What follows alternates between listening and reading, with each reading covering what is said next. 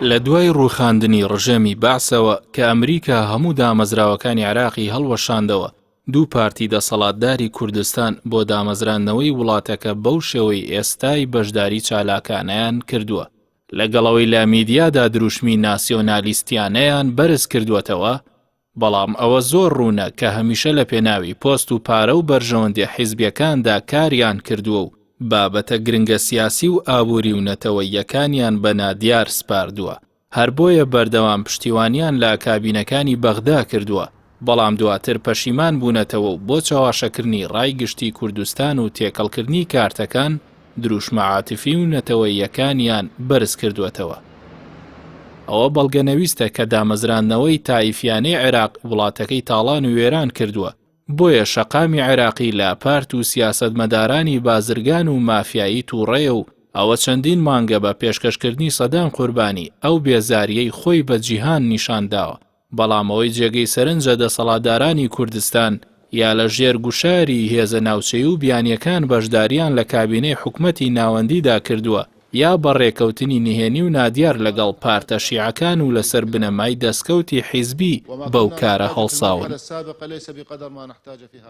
بۆیە زۆربەی جار نزیک بوونەتەوە لە بنبەست و هەرێمەکەیان تووشی شکست و پاشەکشە کردووە.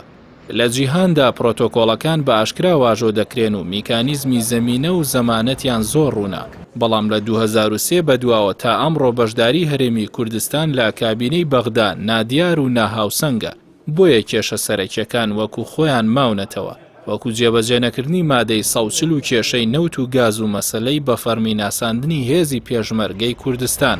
ئەوە بوو ئەو دوو پارتە کوردیە بەشداریان کرد لەوەدا کە میلیشیاکانی حەشدی شەعبی بکرێنە بەشێک لە سیستمی بەرگری عێراق و بودجێیان بۆ دابین بکرێت، کەچی ئەوەیان بە مەرج نەگرت کە ئەوانیش هێزی پێشمەرگە وەکو بەشێک لە سیستمی بەرگری عێراق بناسێنن.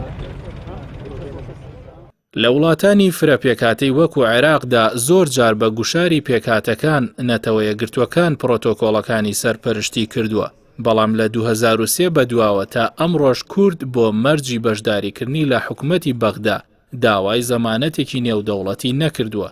بۆ نمونە ڕێکەوتنی 2005 ئەبوجا بۆ باشووری سوودان ڕیفراندۆمی 2011 لێکەوتەوە و ئەو هەرێمەی گەیاندە سەربەخۆیی، بەڵام دەسەڵاتدارانی کوردستان ئەو چەترە نێودەوڵەتیان بەکار نەهێناوە بۆ ڕێکەوتنەکانیان، هەر بۆیە کاتێ بۆ ڕیفراندۆم هەنگاویان هەڵگرت لەبەر نەبوونی پرۆتۆکۆڵێکی نێودەوڵەتی، ئەو ئەنجامە وێرانکاریی بە دوای خۆی داهێنا.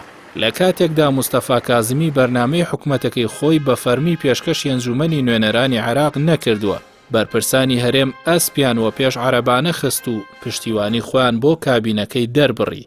ئەوەش دەری دەخات دیارە لە ژوورە تاریکەکاندا جارێکی تر ڕێکەوتنی نادیاریان بۆ پۆست و ئیمتیازی حیزبی ئەنجامداوە و بابەتە سەرەکیەکانیان بە نادیار سپاردووەتەوە. هەمیشەش سەرچاوەی نەهامەتیەکانی کورد لەم جۆرە بەڵێنە نادیارانەوە بووە کە دەستگانی هێنیە ناوچەیی و جیهانیەکان ئامادەیان کردووە. بۆیە لە کەمپینی ڕیفراندۆمدا ئەو دەسەڵاتدارانەی بەتاڵەموویەک بە بەغداوە نەدەبەستەوە، کەچی ڕۆژی دواتر لەسەر کەچە کورسێکی بەغدا ئامادە بوون سنووری دێگەڵە تۆخ بکەنەوە. بۆیە لە کاتی بنبەستی نوێدا ئەو سیاسیانە مافی ئەویان نییە لە دوای پشتیوانیان لە کابینەکەی کازمی جارێکی تر بە ناوی کوردایەتیەوە گریان و هاوار بکەن و داوای پشتیوانی جەماوەر بکەن.